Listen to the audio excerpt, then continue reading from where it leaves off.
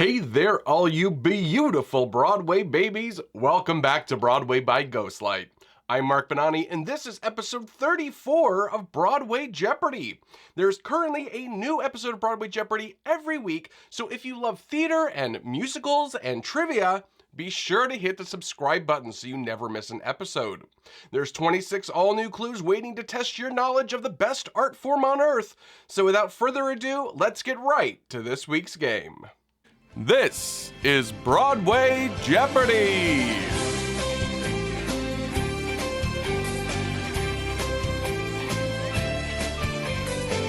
Looking at the categories for this week's game, we start off as always with last week's Final Jeopardy category, which is One Song Glory. This category looks at some characters in musicals that pretty much show up for one big song, then disappear for the rest of the show. That's followed by The Big Time.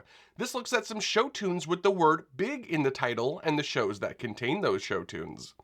Next, we have the category Cartoon Logos. This is a returning visual category where I'll show you an animated figure from a show's key art and you name the show.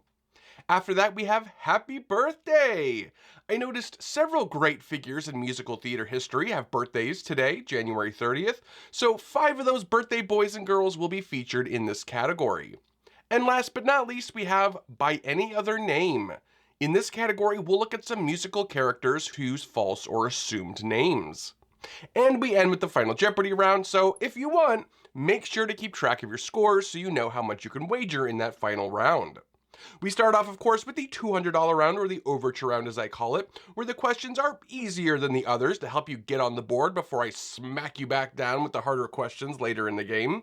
Starting off in the One Song Glory category, your first $200 clue is: in this well-loved musical, Teen Angel pops in to tell Frenchie to turn in her teas and combs and go back to high school.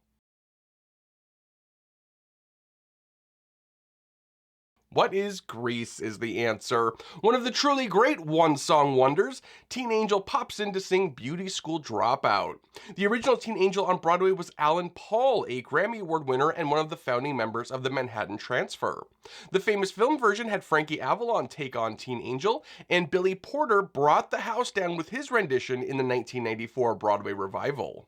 Beauty school dropout, hanging around the corner store. Beauty school dropout,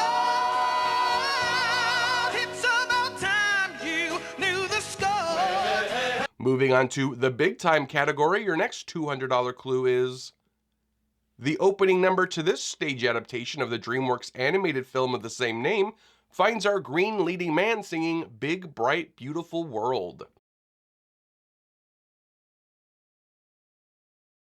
What is Shrek?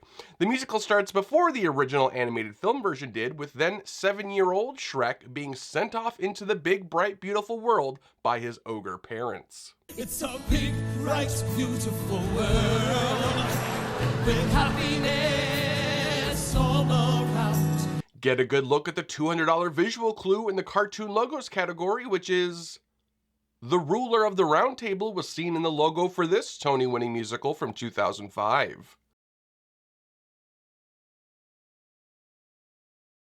What is Spamalot? The musical version of Monty Python and the Holy Grail was a huge deal when it opened in 2005. The original King Arthur on Broadway was none other than Tim Curry. Several actors assumed the role, though, over the show's 4-year run, including Jonathan Hadary and John O'Hurley. For the recent 2023 revival of Spamalot, James Monroe Iglehart wore the crown. Our first birthday party for $200 is: this birthday boy, famous for his collaborations with Stephen Sondheim and Andrew Lloyd Webber, among others, was one of the most legendary producers/directors in musical theater history. Who is Hal Prince is the answer. Mr. Prince was involved in the creation of dozens of musicals as director and/or producer. Just some of the shows Hal Prince worked on are West Side Story, Cabaret, Fiddler on the Roof, Company, Follies, A Little Night Music, Sweeney Todd, and Phantom of the Opera. Mr. Prince won an astounding 21 Tony Awards in his lifetime. Damn! And finishing up the Overture round in the By Any Other Name category, your final $200 clue is: In Damn Yankees, Joe Boyd makes a fateful deal with Mr. Applegate, which is one of the many aliases for this person.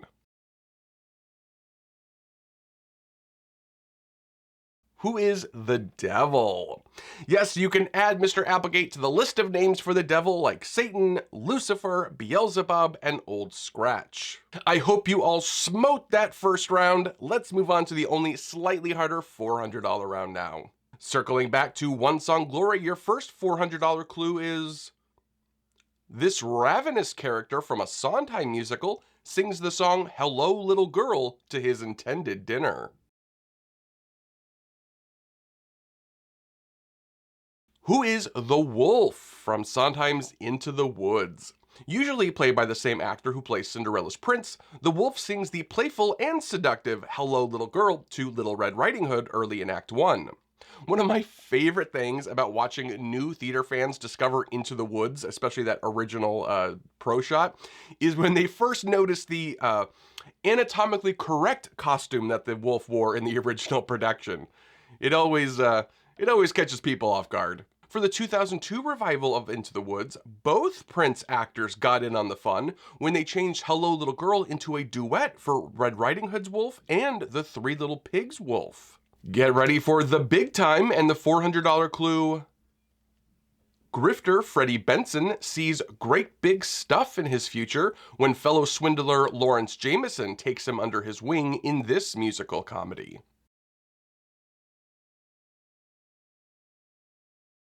What is Dirty Rotten Scoundrels? The fun number Great Big Stuff is what's called a list song, which is like it sounds. The song is basically just a list of things. Here, what Freddie dreams he will acquire once he learns all the tricks from his new mentor. The song was performed on the Tonys by Norbert Leo Butz, the original Freddie, who would win the Tony for Best Actor in a Musical for the role. I want a mansion with a moat, around which I will float, with some vast bottom babies in my glass bottom boat. A house in the Bahamas, paisley silk pajamas, poker with Al Roker and our friend Lorenzo Lamas. Give me great big stuff. I really do deserve it. Great big stuff. With servants who will serve it. Let's look at another cartoon logo with the $400 visual clue. This adorable newborn eaglet adorned the original artwork for this American musical. What is 1776? Showing the events leading up to the creation and ratification of the Declaration of Independence, the original artwork comes from the song in the show, The Egg.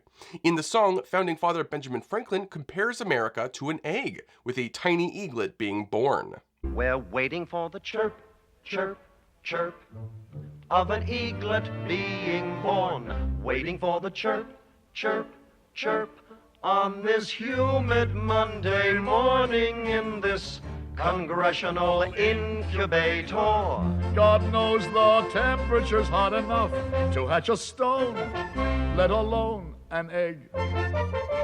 The $400 clue in the Happy Birthday category is, astonishingly, both Mitch Lee and Joe Darien are celebrating birthdays today. Lee provided the music and Darien provided the lyrics to this Tony-winning musical based on the novel by Miguel de Cervantes. What is Man of La Mancha? Both Mitch Lee and Joe Darien found huge success and lasting legacy thanks to the musical Man of La Mancha and the song The Impossible Dream in particular. But though both contributed to other Broadway musicals in their lifetimes, none came anywhere close to Man of La Mancha's popularity. Lyricist Joe Darien had previously worked on the flop show Shinbone Alley and would provide the lyrics for another flop show, Iliad Darling, in 1967. Composer Mitch Lee followed La Mancha with several flops, including Choo Chem, Cry for Us All, Home Sweet Homer, and Sarava. The Quest, aka The Impossible Dream, and the rest of the Man of La Mancha score is not the only music by Mitch Lee that you probably know well. Mr. Lee also composed this earworm of a commercial jingle. Nobody doesn't like Sarah Lee. And the final $400 clue in the By Any Other Name category is, in Les Miserables, Monsieur Madeleine, a wealthy factory owner and mayor of the town, is actually named this. What is Jean Valjean is the answer. Jean Valjean has several aliases actually, including Monsieur le Maire, which means Mr. Mayor, and of course, Prisoner 24601. Victor Hugo, the original novel's author, chose the number 24601 because he believed that that was the day of his conception, June 4th, 1801. Which, what? Why would you choose the day of your conception and not like, I don't know, your actual birthday? I don't know. I would imagine most of us try pretty hard not to think about our conceptions, but, you know, go off, Victor Hugo. Leaping right into the $600 round now, back at One Song Glory, your $600 clue there is, in Andrew Lloyd Webber's Evita, the character of Perron's mistress sings this hauntingly beautiful song and then leaves the story. What is Another Suitcase in Another Hall is the answer. During Ava's rise to power, she kicks out her future husband's young mistress onto the street, where the mistress contemplates her future in this lovely song. The original mistress in the West End was Siobhan McCarthy. Miss McCarthy would later take over the role of Ava in the original production and would go on to create the role of Donna Sheridan in the original production of Mamma Mia. For the 1996 film version, though, star Madonna was not about to let some other actress sing one of the show's best numbers and took the song for herself. Next up, in the big time category, your $600 clue is, in Hairspray, this rousing character sings the anthem Big, Blonde, and Beautiful. Who is Motormouth Mabel? Motormouth Mabel is the strong-willed mother of Seaweed and Little Inez, and she runs a record shop that the characters frequent in the show. Several incredible performers have played Motormouth in various productions and adaptations, including Mary Bond Davis, the original Motormouth, Marisha Wallace, Sharon D. Clarke, Jennifer Lewis, Queen Latifah, and Jennifer Hudson have also taken on the role, to name just a few. The $600 visual clue in the cartoon logos category is, the musical Wildcat had a cartoon version of this famous funny lady, the show's star. Who is Lucille Ball is the correct answer. Lucy's one and only Broadway outing, Wildcat, of course, relied heavily on the film and TV star to sell tickets. Lots of promotional materials were made that boldly stated Broadway loves Lucy. To find out more about the musical and how Broadway didn't love Lucy, or rather how Lucy didn't love Broadway, at least for very long, you can check out my extensive Broadway breakdown of the show with all the details and the drama on and off stage. Let's cut the cake for the happy birthday category and the $600 clue. This two-time Tony-winning actor originated several roles on Broadway, including Fiyero in Wicked.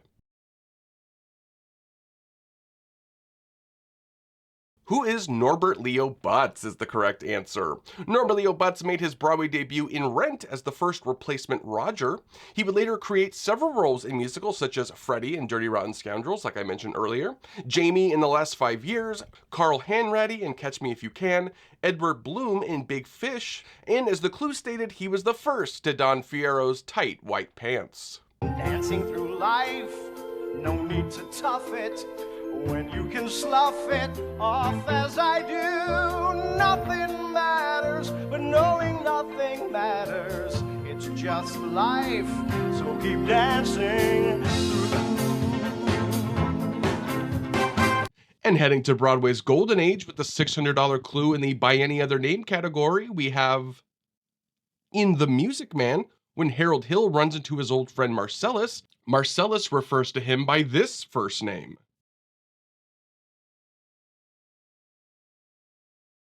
What is Gregory is the answer. Thanks to this line, many have assumed that this is Harold Hill's real first name. We don't actually get a last name. I would imagine it's not Greg Hill. Why would he only change his first name, right? But with a confidence man like Professor Hill, Gregory could have been just another fake name too. So what is Harold Hill's real name? Well, according to the novelization of The Music Man, which was written by Meredith Willson, Harold Hill's real name is in fact Harold Hill. Huh. It's time to really crank up the difficulty level with the $800 round now, but before we do, please, oh pretty please, take this second and hit that like button for me if you're enjoying this week's game. It really helps with these videos getting shown to more fine folks like yourselves, and it makes me feel like it's my birthday. It's not, that's in April, but you know. Thank you all, I really do appreciate it.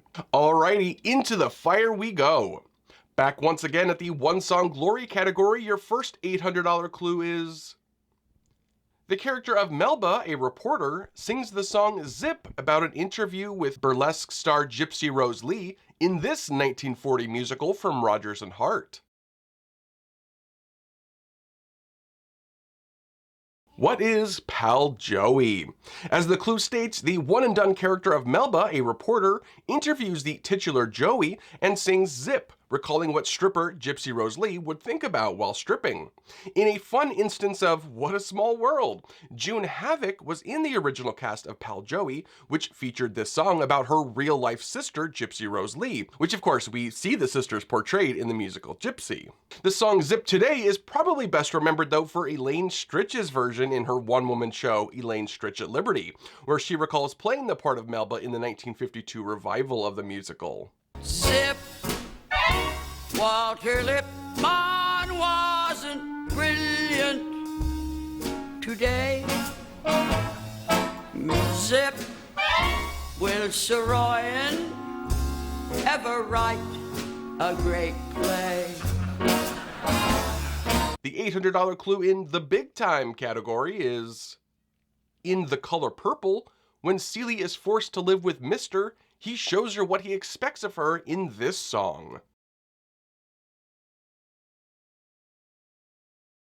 What is Big Dog is the correct answer.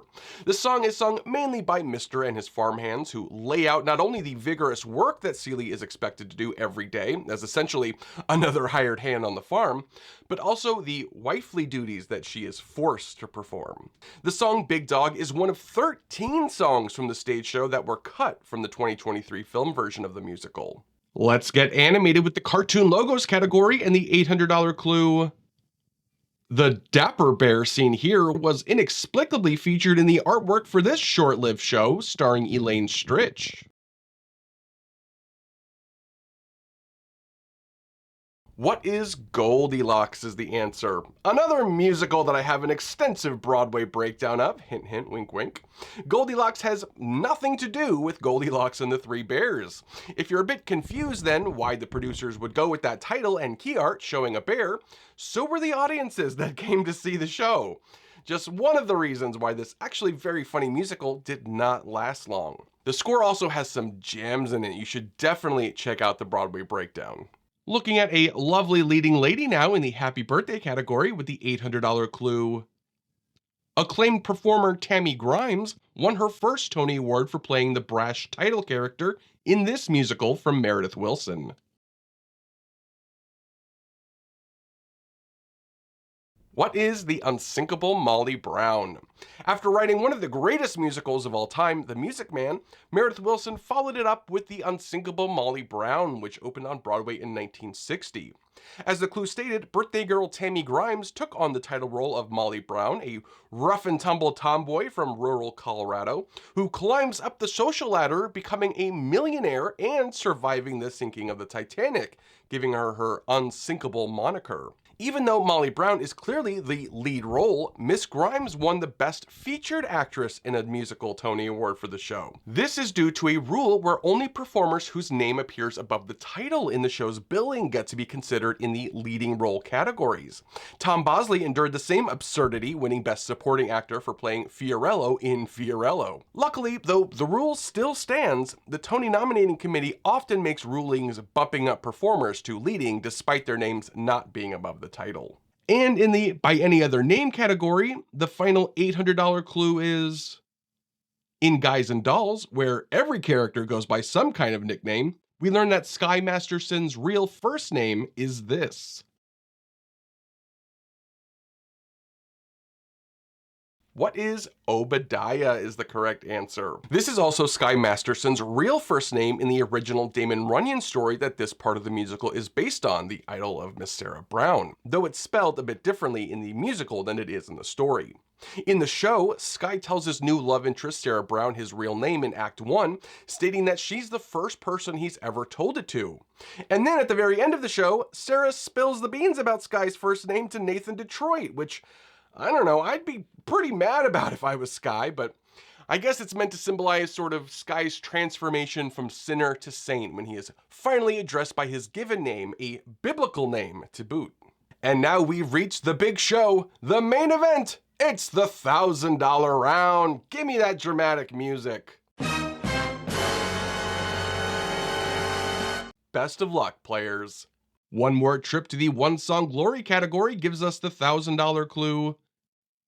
In this 1992 musical, the character of Grande Mimi sings the fierce and fiery song The Banishment, where she ruthlessly cuts off her young grandson from the family for his choice of friends and music. What is Jelly's last jam?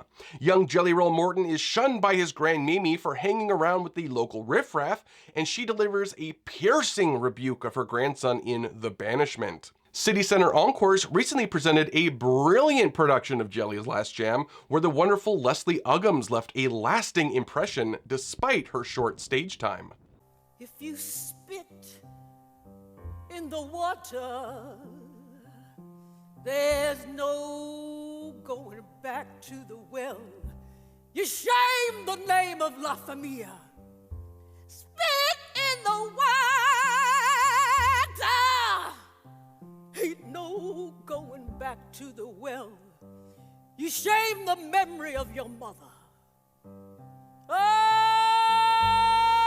if you lay down with dirt, you're gonna carry that smell. The big $1,000 clue in the big time category is in It's a Bird, It's a Plane, It's Superman. This villainous reporter for the Daily Planet, created solely for the musical, sings the song So Long Big Guy when he thinks the Man of Steel is defeated.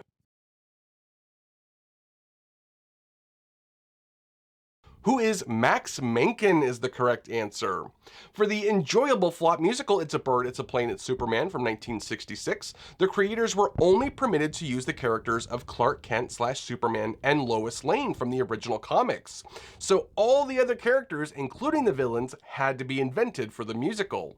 Max Menken, originally played by Broadway star Jack Cassidy, is a columnist for the Daily Planet and despises Superman, as well as having his sights on Lois Lane. Though created for the musical, the character of Max Menken has since entered into the Superman world proper, being introduced as a small character on the television shows Lois and Clark, The New Adventures of Superman, which starred Dean Cain and Terry Hatcher, as well as the more recent show Lois and Superman, which also featured Max Menken as a character. The last visual clue in the cartoon logos category for $1,000 is, though the story has had a more recent stage adaptation, this musical featuring the woman seen here in its artwork tried to find a home on Broadway in 1965.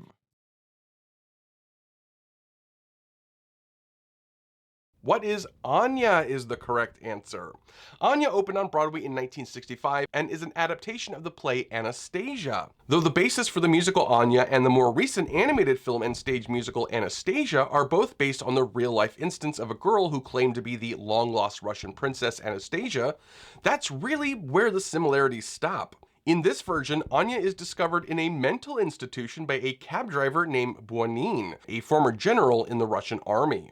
The musical starred Constance Tower as Anya, opera star Ira Petina as Katrina, a comic relief character, and early film legend Lillian Gish as the Dowager Empress. The show was deemed very old-fashioned by critics though, and the musical closed on Broadway after only 16 performances. Let's blow out the candles on the happy birthday category with the $1,000 clue. Birthday girl Lena Hull rocked out alongside Neil Patrick Harris in the Broadway premiere of Hedwig and the Angry Inch, where she played this role. Who is Yitzhak? In the rock musical Hedwig and the Angry Inch, Yitzhak is Hedwig's backup singer and husband. He's also a drag queen, but Hedwig only agreed to marrying Yitzhak if he promised to never dress as a woman again. But by the end of the show, Yitzhak takes center stage, and for the 2014 revival, Lena Hall blew the roof off the theater with the finale song Midnight Radio. Miss Hall continued to play Yitzhak for the revival's national tour, but she would also play the role of Hedwig at certain performances, and did so spectacularly according to those lucky enough to see her in the role.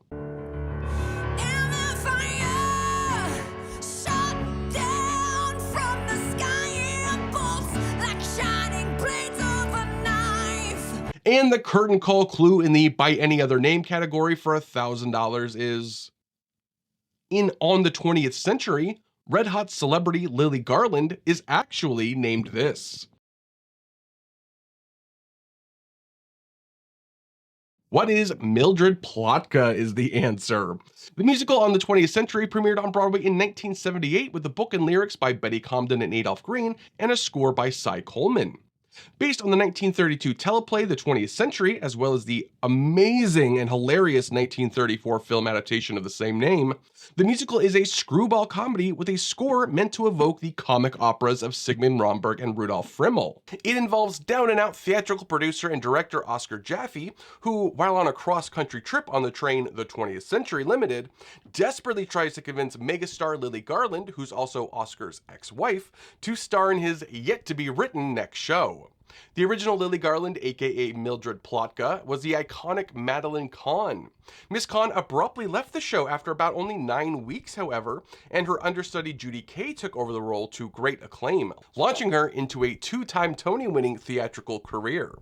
For the 2015 revival of On the 20th Century, Kristen Chenoweth played the starlet. We've made it to the final Jeopardy round, my friends. Time to tally up those scores and decide how confident you feel in the category The Old West, looking at some shows that have a Western or country theme with cowboys and such. Okay, has everyone made their wagers? Sue? Amanda? Brian and Kaylin? Okay, here is your final clue. This musical, which follows Robin Hood-type bandit Jamie Lockhart, takes place along the Natchez Trace in the Old South.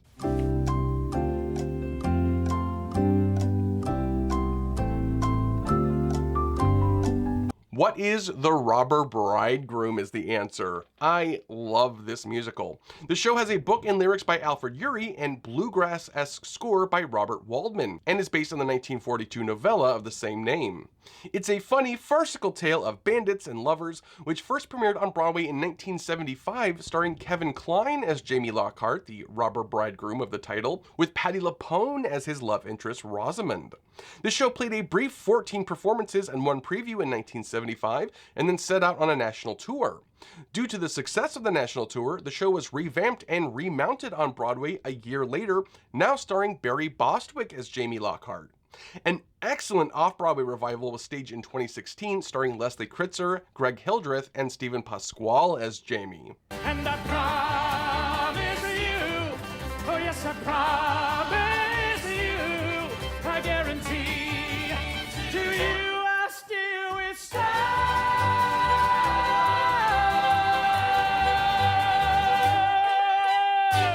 And that's this week's game! How did you all do? Did you make it to the big time, or do you need to change your name now? Be sure to let me know how you did in the comments. I love hearing from you guys and seeing your scores. If you love Broadway Jeopardy, or just like Broadway Jeopardy as a friend, please share these videos on social media as much as you can. The biggest thank you in the world to my amazing patrons over on Patreon. You guys are my absolute favorites, and I could not do this without your support. If you want to join in the fun at Patreon, there is a link in the video description, as well as a link to my merch shop. You can follow me over on Blue Sky if you want to connect about theater or Marvel or any other things I blather on about there. I will be back next week for episode 35, but until then, I'm Mark Benani. This is Broadway by Ghostlight. Thanks for playing.